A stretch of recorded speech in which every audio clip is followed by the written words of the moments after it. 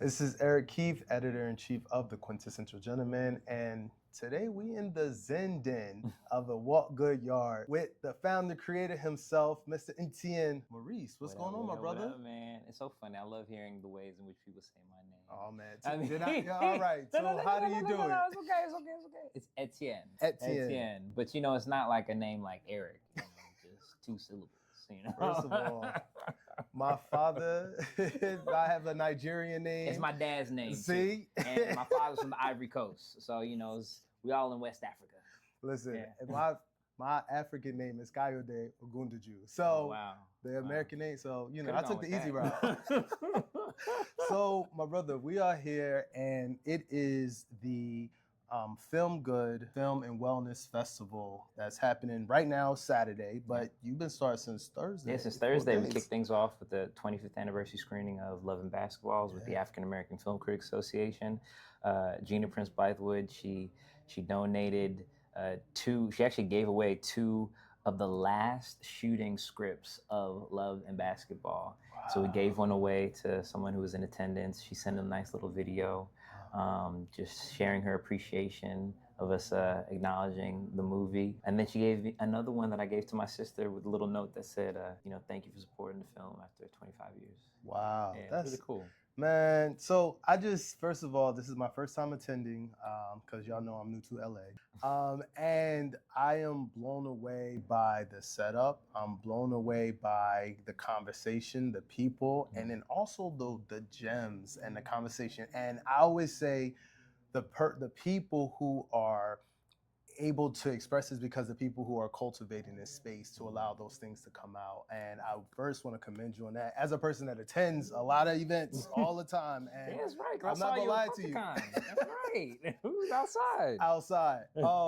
And even before we kind of get into it, I want to know, like, everything, like, where did it kind of origin for? Let's start with WalkGood. Yeah, so WalkGood started 5 years ago after the killing of Ahmaud Arbery and George Floyd and Breonna Taylor, and so many Black lives that were taken from us, what it seemed like at that time, every single day. And I got my community together. I literally texted everybody in my phone during COVID and said, hey, we meeting in the park, LA Memorial Park, and we protested. And so we protested for 10 weeks straight, but we also did yoga. So we protest on Saturday and we do yoga on Sunday. And so we called it Breathe Good. Funny enough, that's what we have on the wall, because that's the first program that we, you know, really started WalkGood with. Mm-hmm. And WalkGood is actually a Jamaican saying. It means to take care of yourself, wishing somebody well on their journey. It was something that my grandmother that would always tell me anytime I leave the house. Anytime I separated from my grandma, she'd be like, WalkGood, Etienne. And so that always stuck with me. So when I graduated college, I started WalkGood Productions. And 5 years after graduating into 2020, WalkGood LA was born from me just changing my Instagram handle from WalkGood Productions to WalkGood LA. And then WalkGood LA became the nonprofit arm to WalkGood Productions. And so now everything that we do is rooted in providing equitable and accessible spaces of healing for underrepresented communities. I love that. I love that. And, you know, you'll be able to, if you get on the emails, you're going to get an email. Mm-hmm. They're going to make sure social media. Right. When I was on the East Coast, I saw so many events, so many of our people. I'm like, oh my gosh, I got to get there. And then when I got here, every time you guys had something, I had something else, because it's like nighttime or like afternoon. I understand people have we to always work got something like for anybody to attend, you know. And yep.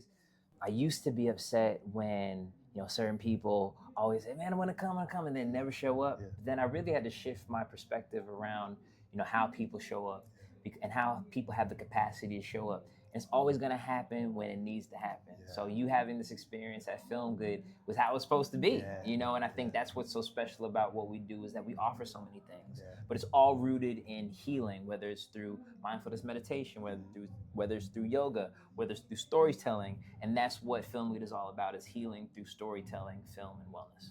So it's also rooted in family and legacy. You know, there's people that'll say, oh, don't work with family or don't work with close friends. I mean, clearly you're not living that. What would you say to people that say that? I mean, so my co-founders are my sister, Ivy Coco, and my cousin, Marley Ray.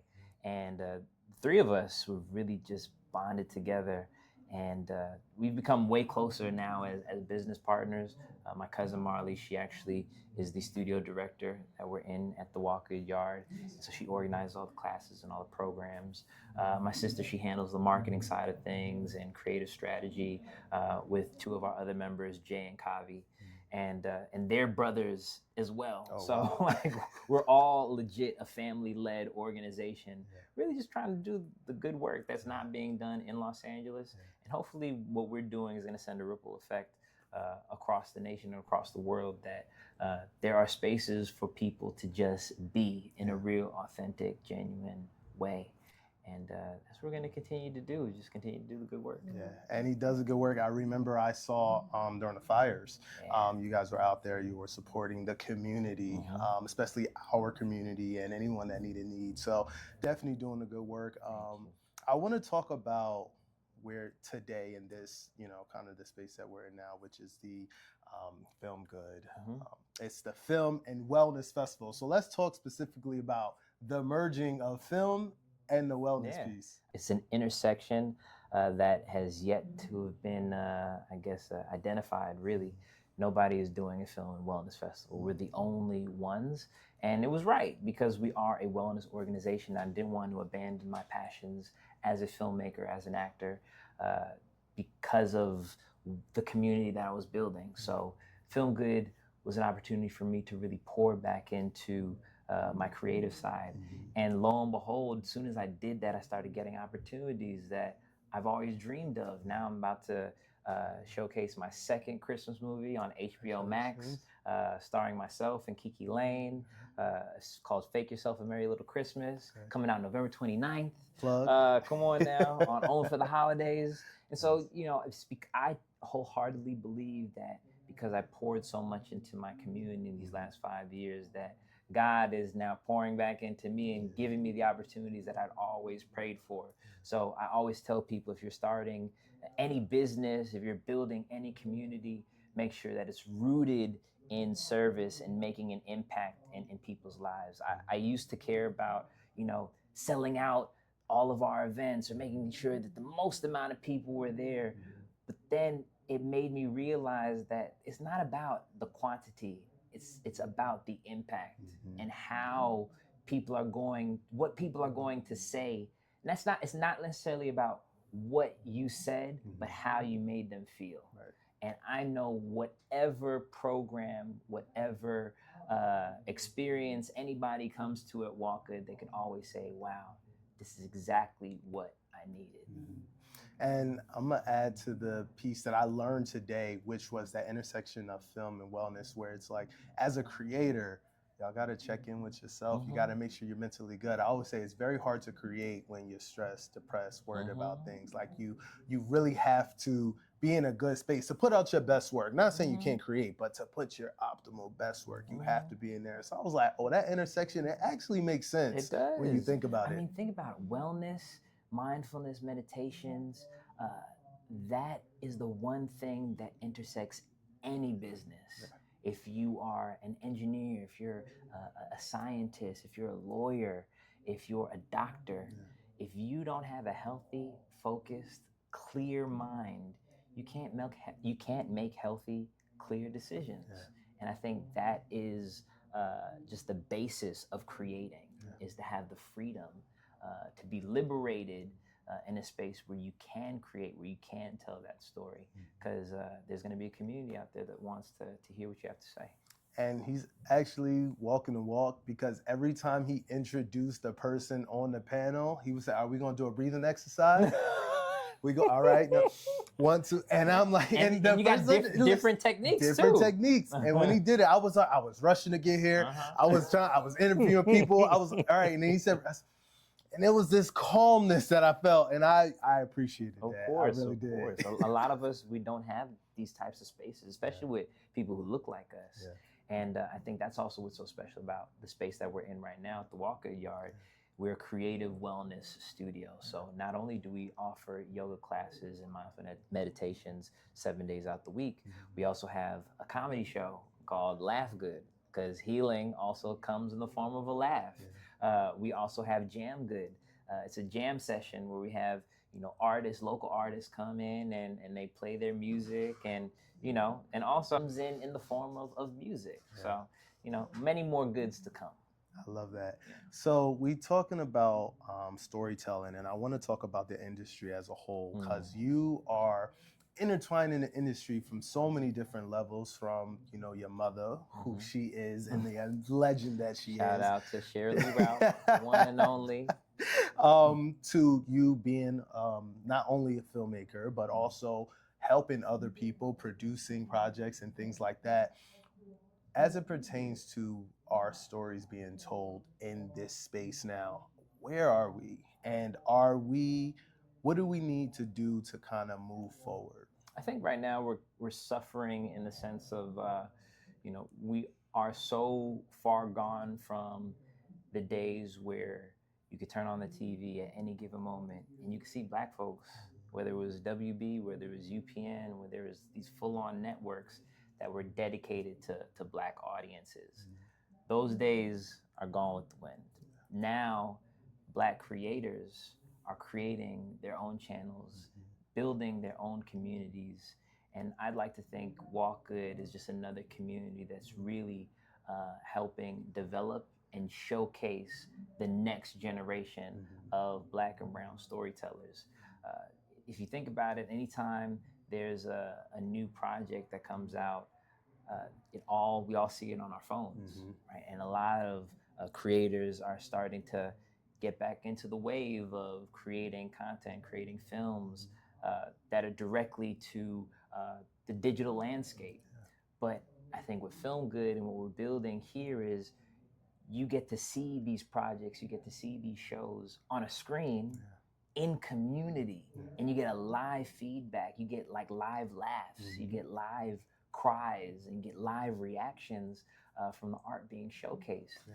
But not only that, we're actually sharing the tools from industry professionals. I mean, right now Morgan Cooper's on stage in the background, and he's in his fourth and final season for Peacock.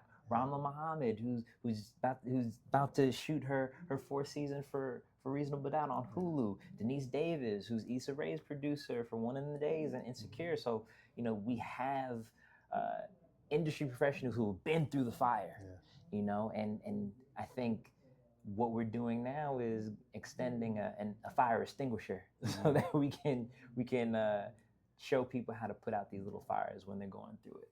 And I want to add specifically to what you just said with Denise Davis. She was talking about relationships. And I don't know, if a part of me feels like that emphasis was not like that kind of years ago, where it's like relationships. It was always, you got to do your best, you got to work hard, and then you let your work speak for itself.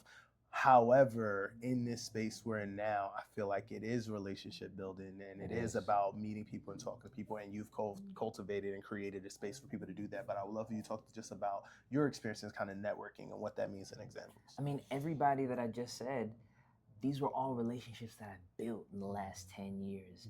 And I never asked anything from any of these people at any given moment. It was just, a check-in, how you doing? It's good to see you. But I always maintained my integrity. I never wanted them to say that, like, oh, he's always asking for things. Right. But I think in many ways, I had to build WalkGood in order to ask for that favor. I think they had to see the community that I was building in order for me to ask for that favor. Because I think, in Hollywood, especially when I was growing up, it seemed very exclusionary. Like you had to be a certain type of person, or you had to be that person to get invited to the party, to get invited to the premiere. And, I was invited to a lot of those parties and a lot of premieres, but I always felt that there was more people that were deserving of having that experience. And so I wanted to build Film Good on the principle that everybody is invited to this space, and everybody should have the opportunity to not only tell their story, but heal through the stories.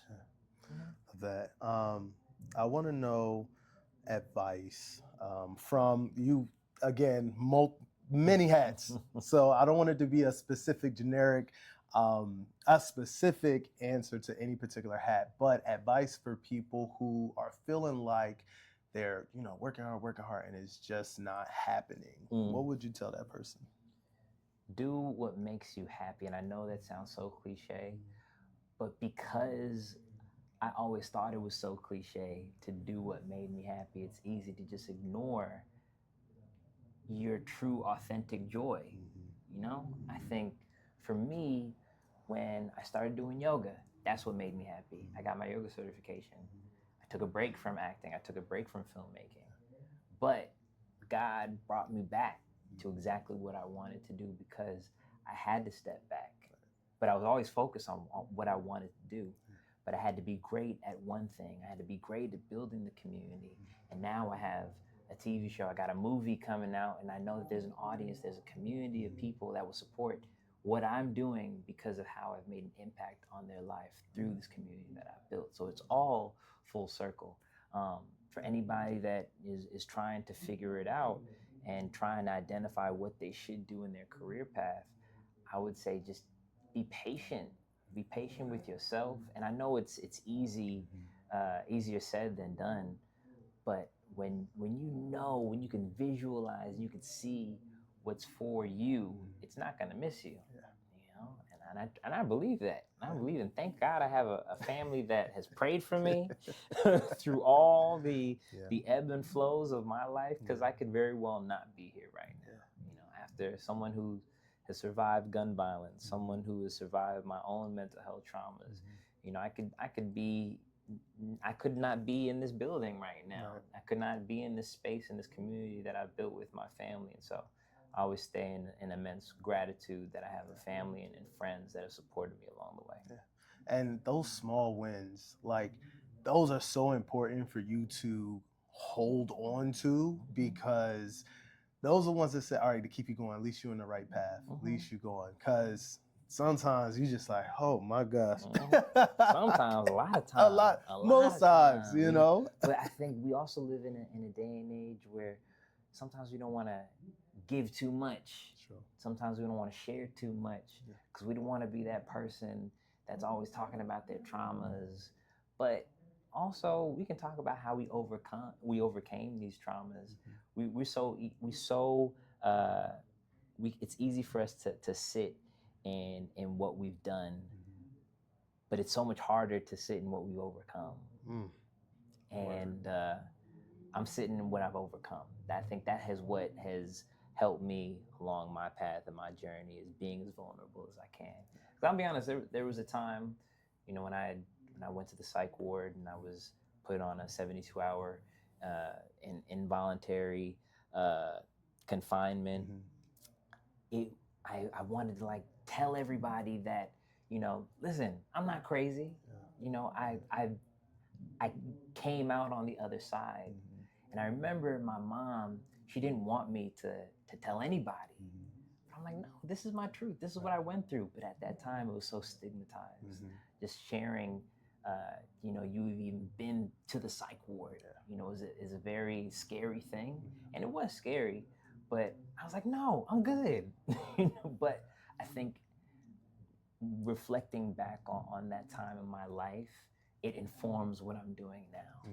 Because if I had a WalkGood, I don't think I would have ended up at the psych ward. I don't think I would have gotten shot. In many ways, I feel like it's my vulnerability and what I went through that brought me to this place. And this is why I'm so passionate about WalkGood, because I didn't have this. I didn't have this. And I'm somebody even just said it right now. I mean, Gina Pricewood just said it the other day. She said she wished she had a film good when she was coming up as a filmmaker, because nobody wanted to talk about mental health and wanted to talk about the trauma, because she put it on the page. But now with this community that we're building, we can all just put it on the page, but also be like, yo, I see you, and I'm with you, and we're going to do it together. I've just sparked another question for me in terms of your circle. And I want to leave out the family piece of it. I wonder, at that time when you were going through what you're going through, what did that friendship circle look like? And what does your friendship circle look like now? It's the same person. So my best friend, Tristan McWiles, You're gonna make me cry thinking about this. He was with me when I had my first like mental break, and I didn't know that throughout that time, throughout that period, when he wasn't talking to me, he was talking with my mom, because he understood that if he was talking to me, it would only make me go deeper into a direction that I didn't need to go in. And so he needed time to separate from me, but he always stayed in communication with my mom to make sure that I was good. And so in those times of isolation where I thought nobody cared about me, he actually was checking in on me every day. And I think it's time. I think it's important to create those boundaries with your friends, because you never want to see them down and out. But if they're really your friends, they'll always make sure that you're taken care of and always find ways to know that you are good.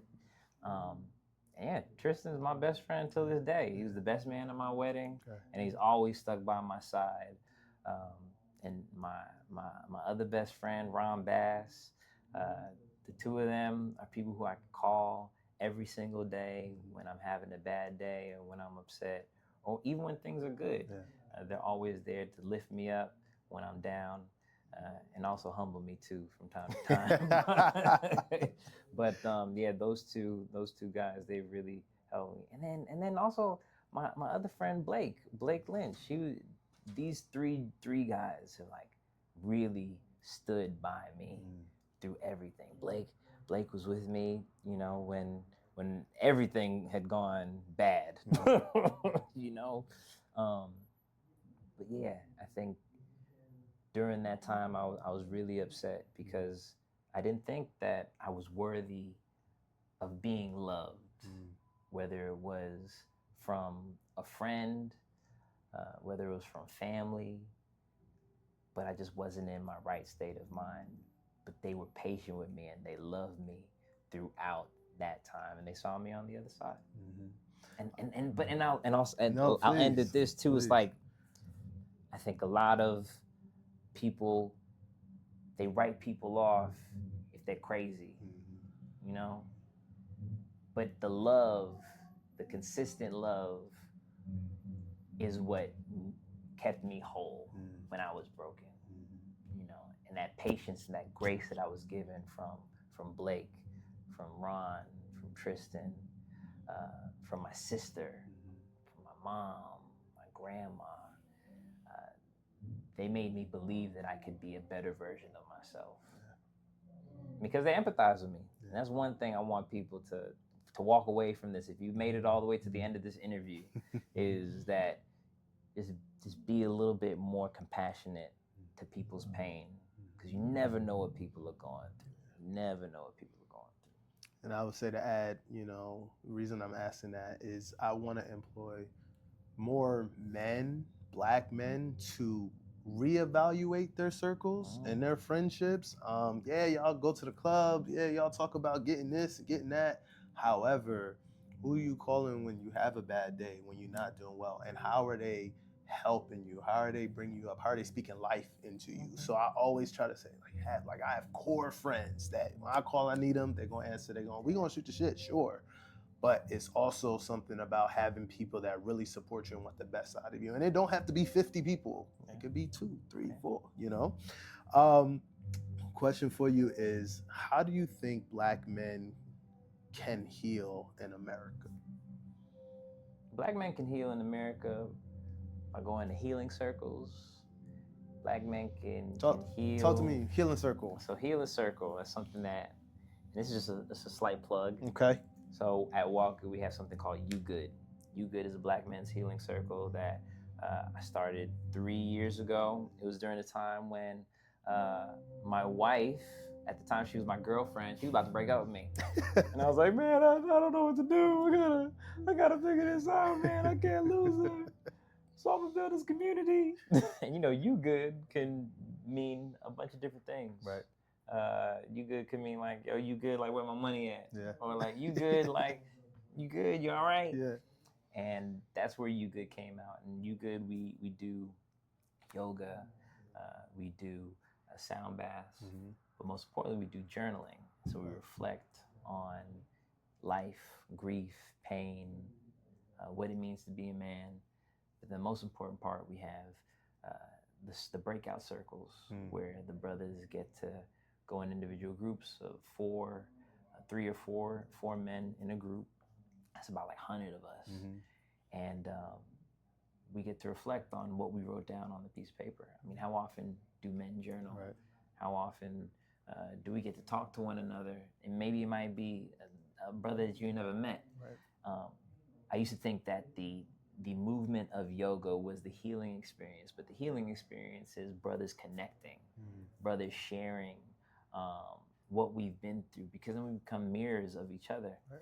And I wholeheartedly believe that healing circles can definitely heal Black men during these times, because when you leave that ego at the door, there's healing that can be experienced in a room full of other like-minded men who are in pain and who are suffering and don't know how to release that pain and suffering in a healthy way.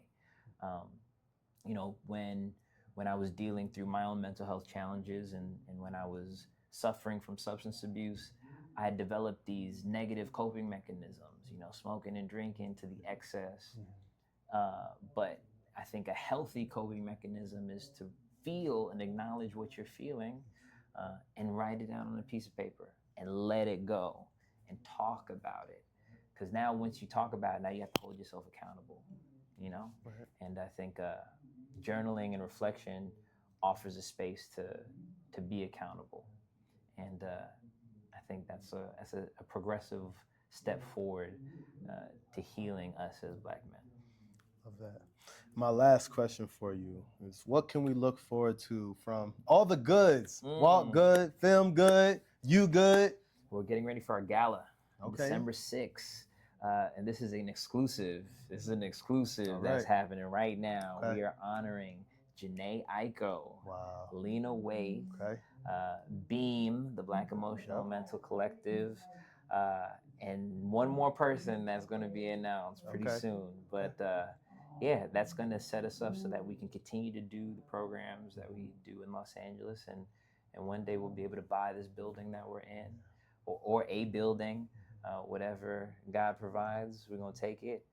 And then our 5-year goal is to have more WalkGoods in the city, in New York, in Atlanta, because people need it right now.